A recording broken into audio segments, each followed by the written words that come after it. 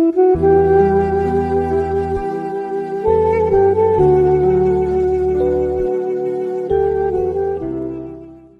الله الرحمن الرحیم. الحمدلله و الصلاة و السلام علی رسول الله، اما بعد. السلام علیکم و رحمت الله و برکاته. السلام علیکم برادران اهل اسلام. اینک در این شب مبارک پرفیض پربرکات که امروز انشاءالله اینم باشد اولی یکم روز انشاءالله ماه رجب است. الله سبحانه و تعالی الحمدلله و این ماه و شما را رسون، الحمدلله بیعدد شکر عزیزان من. البته ماه ها این سال ها تکرار شونده است، تکرار شدن میگیرد.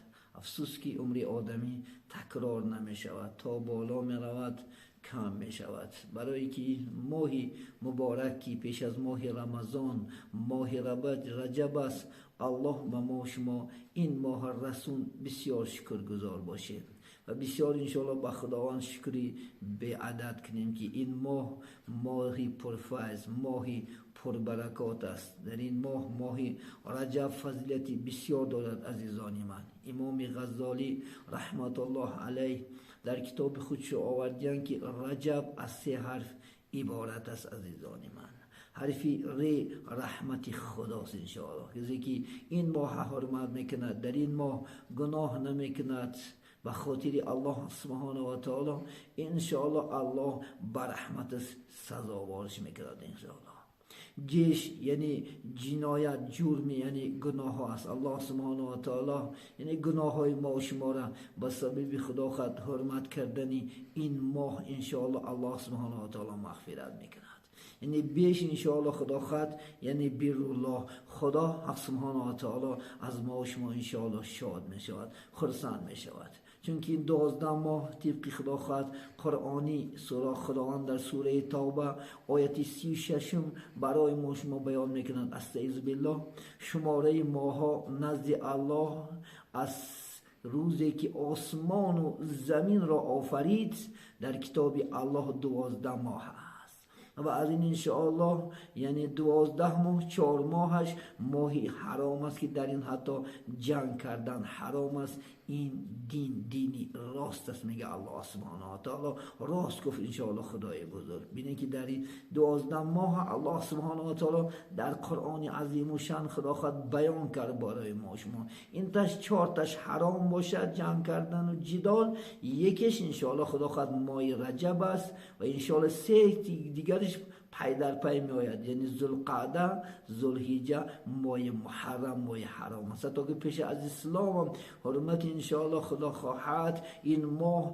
جنگ و جدال نمی کردن. البته این ماه حرمت کنیم، در این ماه خدا خواهد که این عداوت نسبت یکدیگر، نسبت خویش و تبارا انشاءالله خدا یکدیگر را بخشیم، الله هم انشاءالله خرسند می شود. امام غزالی که روایت آوردن انشاءالله در کتابی که رجب اسم نهر فی الجنه ماءها احلی من العسل و ابیض من اللبن و ابرد من الثلج لا یشرب منها الا من صام الرجب.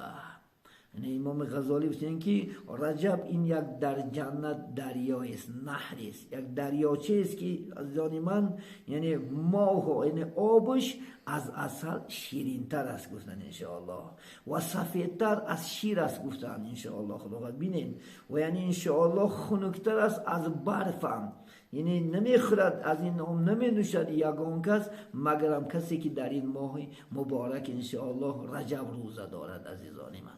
البته این ماه قدر امکان این روزه نفلی است، لیکن قدر امکان صحابه میگن رسول الله صلی الله علیه و آله گاه میدیم که گویا که رجب بالکل روزه میگرفتن، گاه میدیدیم که در ماه رجب گاه میخوردن گاه که روزه نمیگفتند، بلکه ما شما قدر امکان خدا خواهد چی از سرش چی از مابینش چی از آخرش روزه ها را داشته انشاءالله خدا خواهد تیاری خدا خواهد به ماه رمضان شیم انشاءالله. چون که بدنی ما شما باید که انشاءالله آماده انشاءالله خدا خواهد یعنی تیار باشه، تیاری بینیم انشاءالله خدا خواهد. البته از دریاچه‌ای که خدا خواهد پیامبر اسلام شب معراج برمدن چی در جنت سلسبیل است، کوثر است عزیزان من، زنجبیل است و دیگر دریاهای عسل است، دریای شیر است و هاکذا مثل این قطارها، حتی که در به نام رجب یک دریاچه الحمدلله وجود داشته است. عزیزان من خواهیم که خداوند از این سوین استعمال که از این سو استفاده بریم، از این چیزا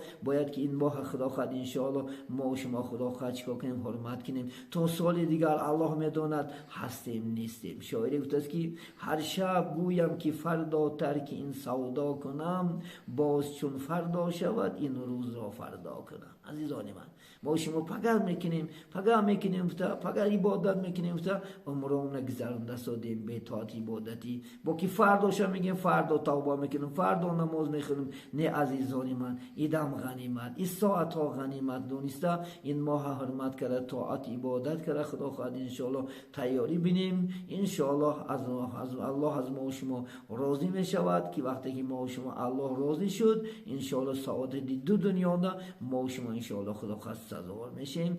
و آخر دعوانا ان الحمدلله رب العالمین.